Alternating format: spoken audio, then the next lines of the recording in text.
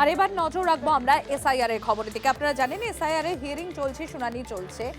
বাবার নাম রামকৃষ্ণ আর মায়ের নাম শারদামণি, একদম ঠিকই শুনেছেন। আর এবার এসআইআর এর এই শুনানিতে ডাক পড়ল শিলিগুড়ি রামকৃষ্ণ বেদান্ত আশ্রমের মহারাজ রাঘবানন্দপুরে। মহারাজকে নিয়ে মহকুমা শাসনের দপ্তরে গেলেন তৃণমূল কংগ্রেসের নেতারা। আমরা সন্ন্যাসী, আগের নাম ব্যবহার করব না, নাম কেটে দিলে দেবে, অনড় থেকে মন্তব্য মহারাজ রাঘবানন্দপুরে। ওরা মহারাজকেও ছাড়ছে না, শুনানিতে ডাকছে, বাংলায় জবাব দেবে। কমিশনকে নিশানার শিলিগুড়ির মেয়র গৌতম দেবে। টোটাল ডকুমেন্টে কিন্তু আমার ওই একই রকম দেওয়া আছে। স্বামী রাঘবানন্দপুরী, পিতার নাম রামকৃষ্ণ দেব, মাতা শারদামণি দেবী। এটা পরম্পরা কিন্তু আমার ওই 2002-এর পর থেকে কিন্তু ডকুমেন্টগুলোতে আমার তাই দেওয়া রয়েছে। এসডিও স্যার আমার পাসপোর্ট দেখে বললেন যে একদম স্যাটিসফ্যাকশন, সব ঠিকঠাক আছে, কোনো অসুবিধা হয়নি। আমি বলি যে একদম যেটা হচ্ছে একদম এটাও ঠিক আছে, যে যা চিন্তাধারায় কিন্তু একদম কোনো ব্যাঠিক নয়। হোক না, সমাজে প্রত্যেকটি কাজই কিন্তু ভালো কাজ। আমি এটাই সাপোর্ট করব যে ভালো কাজ হোক সমাজে। সন্ন্যাস ধর্ম যখন তারা নিয়ে নেন, তারা তাদের আগের জন্ম থেকে তারা বেরিয়ে এসে তারা দীক্ষিত হন। সুতরাং তাদের বাবা মায়ের নাম ইত্যাদি ইত্যাদি সেগুলো দেওয়ার ক্ষেত্রে তারা সেভাবেই দেন। এবং দীর্ঘ পরম্পরায় এই সাধু সন্ন্যাসী এবং যারা আমাদের বাংলার যারা এরাই আমাদের পথপ্রদর্শক, তাদের ভোটার লিস্টে নাম থাকবে না, তাদেরকে হ্যারাস করা হচ্ছে এবং অনেকের নাম থাকছে না।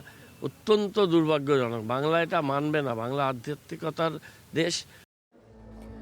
রামকৃষ্ণ বেদান্ত আশ্রমের মহারাজ রাঘবানন্দপুরী, তাকে এসআইআর এর শুনানিতে ডাক। মহারাজকে নিয়ে মহকুমা শাসকের দপ্তরে গেলেন তৃণমূল কংগ্রেস নেতারা। বাবার নাম রামকৃষ্ণ আর মায়ের নাম শারদামণি, ঠিক এই কারণেই রামকৃষ্ণ বেদান্ত আশ্রমের স্বামীজিকে তলব করলো কমিশন। স্বামীজি ফিল আপ করেছিলেন এটা সেই এসআইআর ফর্ম যেখানে তিনি লিখেছিলেন বাবার নাম রামকৃষ্ণদেব এবং মায়ের নাম শারদামণি। এরপরই এই সেই নোটিশ, যে নোটিশ পাঠিয়ে মহারাজকে ডাকা হয়েছে। রামকৃষ্ণ বেদান্ত আশ্রমের যে স্বামীজি, স্বামী রাঘবানন্দপুরী, এটা তার পাসপোর্ট। এই পাসপোর্টেও কিন্তু তিনি তার বাবার নাম রামকৃষ্ণ এবং মায়ের নাম শারদামণি বলেছেন। এবং তার যে বিভিন্ন ডকুমেন্ট রয়েছে সেই প্রত্যেকটি ডকুমেন্টে কিন্তু এই নামই ব্যবহার করা হয়েছে। কারণ তারা যে গর্ভে জন্মেছেন সেই পরিচয় বাদ দিয়ে যখন সন্ন্যাস ধর্ম গ্রহণ করেছিলেন নতুন নাম এবং বাবা মা হিসেবে রামকৃষ্ণ শারদামণির নামকে চিহ্নিত করেন এবং সমস্ত ডকুমেন্টে সেই নাম রয়েছে।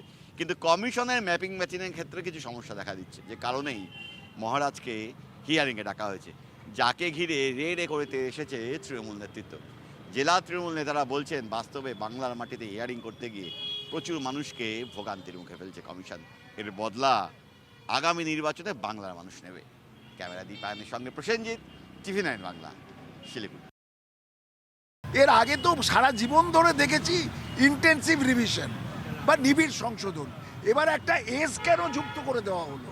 এই এসেরই তো সব খেলা, আর কিছু নয়, যে একটা নির্দিষ্ট সংখ্যক ভোটারকে বাদ দিতে হবে, এই তো ঘটনা।